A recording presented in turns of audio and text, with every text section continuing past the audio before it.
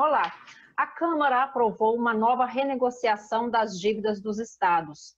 Eles poderão criar novas parcelas, mas terão que se comprometer com regras de ajuste fiscal. O relator da proposta, deputado Mauro Benevides Filho, do PDT do Ceará, explica o que mudou nesta edição do Palavra Aberta.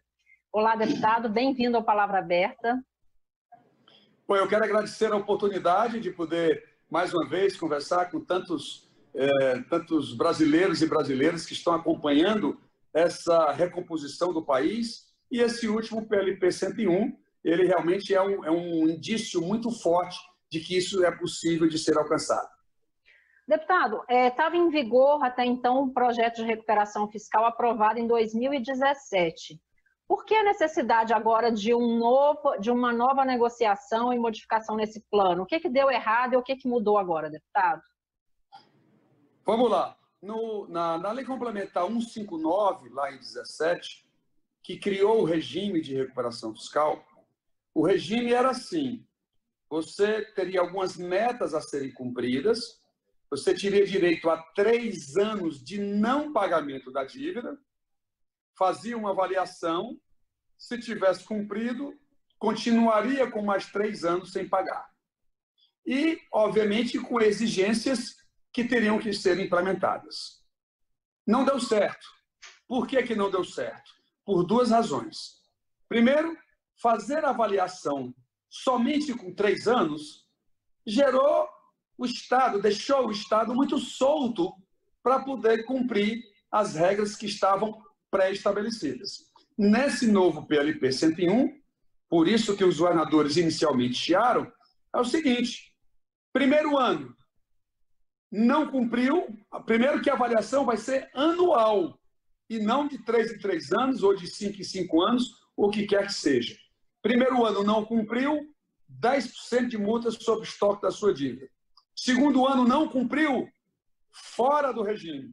Ou seja, os governadores ou prefeitos, se algum entrar, terão que obrigatoriamente estar muito alerta para cumprir no mínimo, as 7 exigências que estão lá estabelecidas. Agora, e o segundo ponto. Sim, pode continuar. Deputado. Segundo ponto, para a gente responder um pouco a sua pergunta inicial. O não pagamento da dívida se dava durante 6 anos. Era impossível, depois de 6 anos sem pagar a dívida, no 7º ano você pagar ela integral.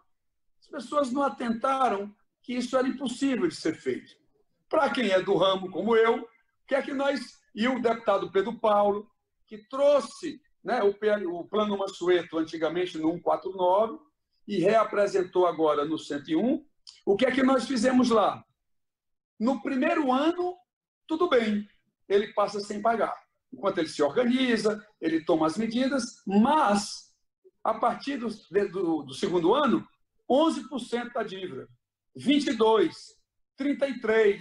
Então, quando ele exaurir os 10 anos, ele já estará pagando integralmente a dívida. Olha, essa mudança, ela realmente vem ao encontro de poder exigir dos estados, que vão ficar durante muitos anos sem pagar a sua dívida integralmente, mas vai ficar acostumado, balizado para poder pagar a sua dívida num prazo de 10 anos, 1 ano de apresentação de medidas e 9 anos para pagamento de dívida.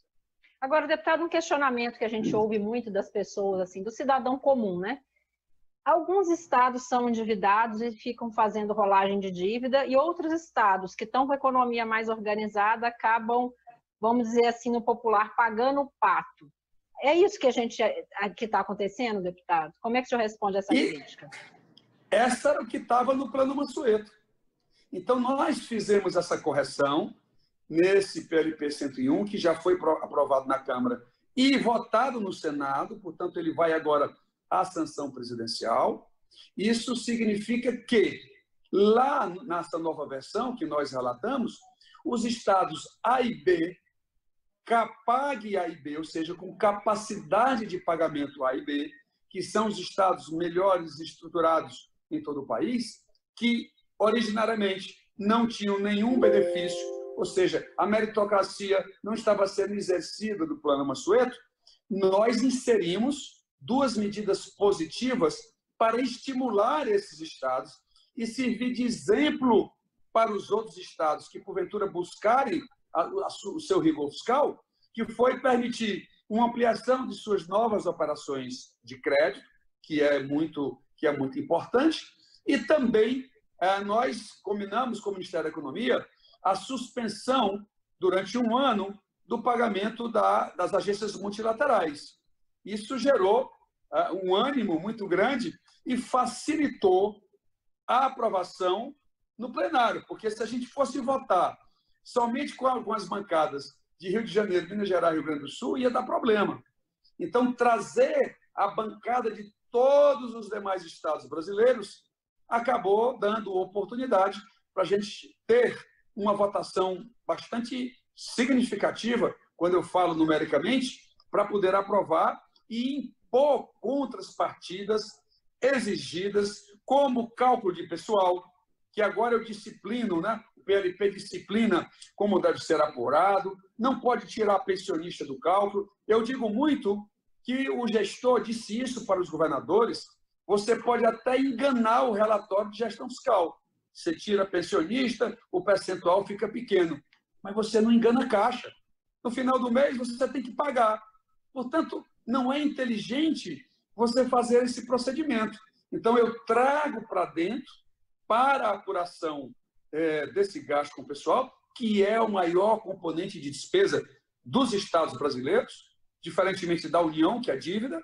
Então, ou a gente disciplina isso, ou então ele não teria o seu efeito. Outro ponto, também rapidamente, a LRF, no seu artigo 42, diz assim: no último ano de governo, nos últimos 8 meses, os contratos que você assinar, ou você os executa, ou deixa a Caixa correspondente. Essa exigência eu estou fazendo já para o 3º ano. Porque se deixar tudo para o 4º ano, não dá certo, mais uma vez.